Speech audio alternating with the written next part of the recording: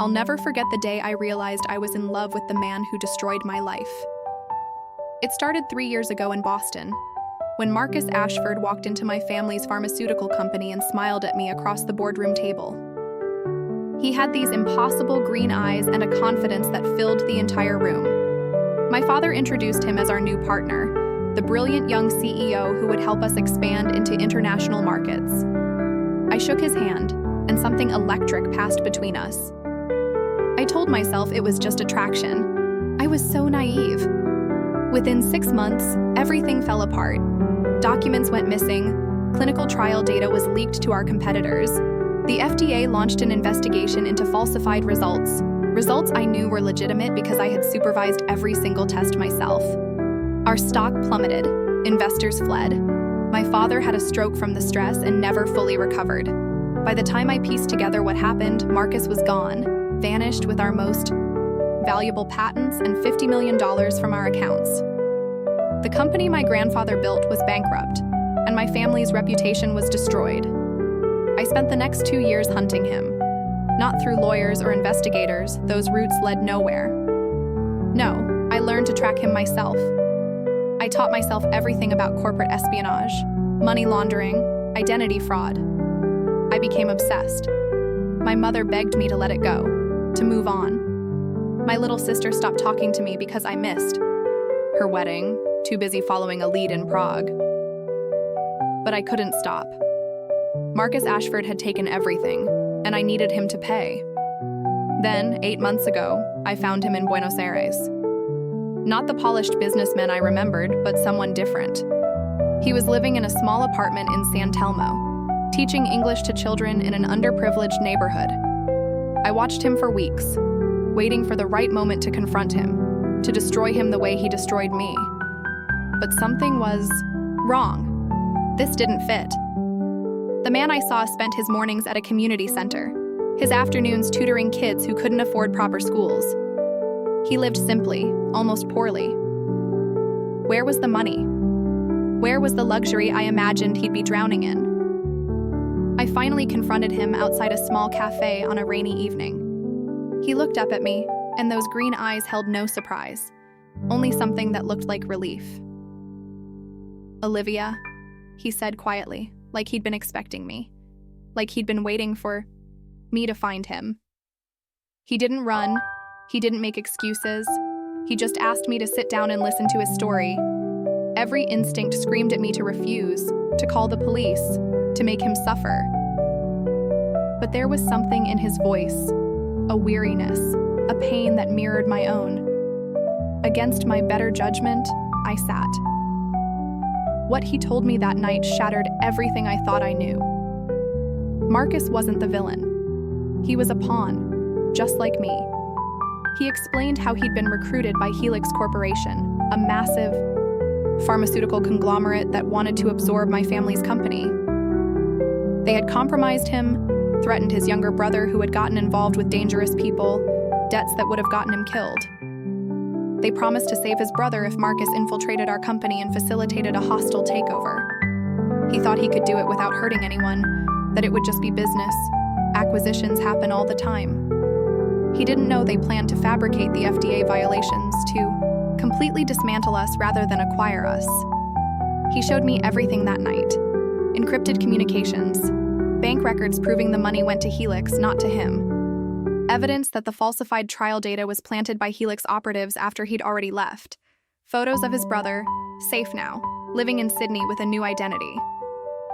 Marcus had gotten him out, but the price was becoming Helix's scapegoat. They let him take all the blame, made sure every trail led to him.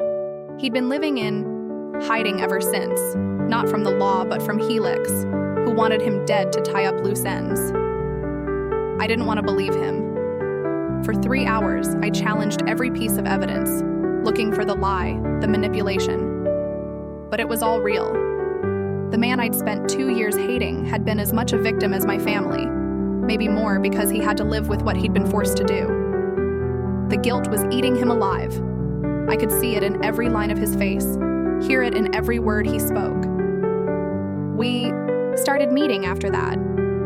I told myself it was just to gather more evidence against Helix, to finally bring down the real enemy. But that was a lie I stopped believing within days. The truth was, I was drawn to him. This broken, guilt-ridden man who tutored children to try to balance some cosmic scale of justice. We would sit in small cafes, walk through the parks of Buenos Aires, and talk for hours. He told me about his childhood in Manchester, about raising his brother after their parents died, about the impossible choices that led him to Helix. I told him about the pressure of being the heir to a pharmaceutical empire, about my father's disappointment that I studied chemistry instead of business, about my sister who married a banker and chose the safe path I could never follow. The walls came down slowly, brick by brick. One night, we were walking along the waterfront when it started pouring rain. We ran to take shelter under a bridge, laughing breathlessly, completely soaked. And then we weren't laughing anymore. We were just staring at each other, and I saw my own confused emotions reflected in his eyes. The attraction had been there from the beginning, even 3 years ago in that boardroom. But now it was tangled up with pain and betrayal, and an understanding that shouldn't exist between enemies. He kissed me first. Or maybe I kissed him. I still don't know. But suddenly we were pressed against the concrete wall, rain hammering around us, and nothing had ever felt so wrong and so right at the same time. I pulled away first, horrified at myself. I can't, I whispered. My family, everything you were part of destroying. He nodded, jaw tight, and stepped back. I know, he said. I'm sorry. I'm so sorry, Olivia. We didn't see each other for a week after that, but I came back. I always came back. We both knew we were falling into something dangerous, something that made no logical sense. How do you love someone who was instrumental in ruining your life, even if they were a pawn? How do you reconcile desire with betrayal? We tried to stay away from each other. We failed every time. 2 months ago, everything changed again. I woke up to frantic messages from Marcus. Helix had found him. They'd sent people to Buenos Aires. He was running and he wanted me to leave, to go home, to stay safe. Instead, I made a choice that surprised both of us. I ran with him. We fled to Uruguay, then to Paraguay, staying in cheap hostels, constantly moving. It was, terrifying and exhilarating.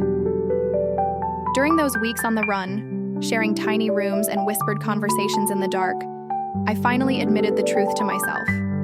I loved him, completely, impossibly, against all reason and logic. One night in a small town in Paraguay, lying on a lumpy mattress in a room that cost $15, I told him. I love you, I said into the darkness. I don't know how it happened or why, but I do. I love you, Marcus. The silence stretched so long I thought he might not respond. Then his hand found mine in the dark. I fell in love with you 3 years ago, he whispered. That first day, in the boardroom. Before I knew who you were, before everything went wrong. I've been in love with you through everything, hating myself for it, knowing I destroyed any chance we could ever have. We held each other and cried that night, for everything we'd lost, for the impossible situation we'd found ourselves in. But love doesn't fix everything. We still had Helix, hunting us, and my family still didn't know the truth. The company was still destroyed, my father's health still broken. Marcus's sacrifice had saved his brother but solved nothing else. We were living in limbo, running from shadows, clinging to a love that felt stolen from the wreckage of our lives. Last month, I made a decision. Running was over. It was time to fight back. I contacted some of my old colleagues from my father's company, people I trusted absolutely. I shared everything Marcus had given me about Helix. We started building a case, real evidence of corporate sabotage, fraud, conspiracy. It was dangerous. Helix has unlimited resources and no conscience. But I was done being a victim. Marcus was terrified for me, begged me to stay hidden. But he also understood. This was the only way forward, the only path to any kind of future for us. 3 weeks ago, we leaked the first batch of documents to a journalist at the Wall Street Journal who's been investigating Helix for years. The story exploded. Federal investigators got involved. Helix's stock tanked. Their CEO resigned. It's not over, not even close, but it started. Justice, real justice, might actually be possible. Yesterday, I did something I've been avoiding for months. I went home to Boston. I walked into my family's house, the one we had to downsize to after losing everything, and I told my parents the truth. All of it. About finding Marcus, about Helix, about falling in love with the man they believed destroyed us. My mother cried. My father was silent for a long time, his face unreadable. Then he asked the question I'd been dreading. Do you trust him? I looked at my father, this man who'd built an empire on integrity, who'd raised me to value truth above comfort, and I answered honestly. Yes, I trust him with my life.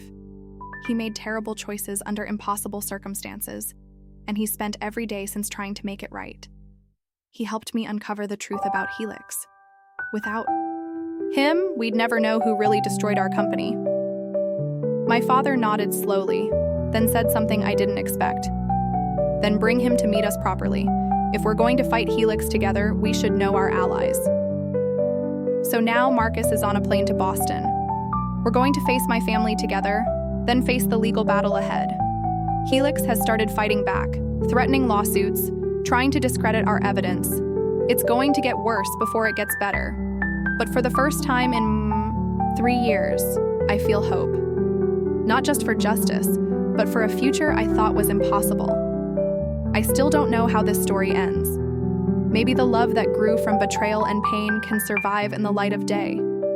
Maybe we can actually bring down Helix and restore my family's name. Maybe Marcus and I get a real chance at happiness. Or maybe this all falls apart, and I'm left with nothing but more wreckage. But I'm done hiding. I'm done running. I'm done letting fear and anger make my decisions. I found love in my enemy's heart, and somehow he found redemption in mine. Whatever happens next, we'll face it together.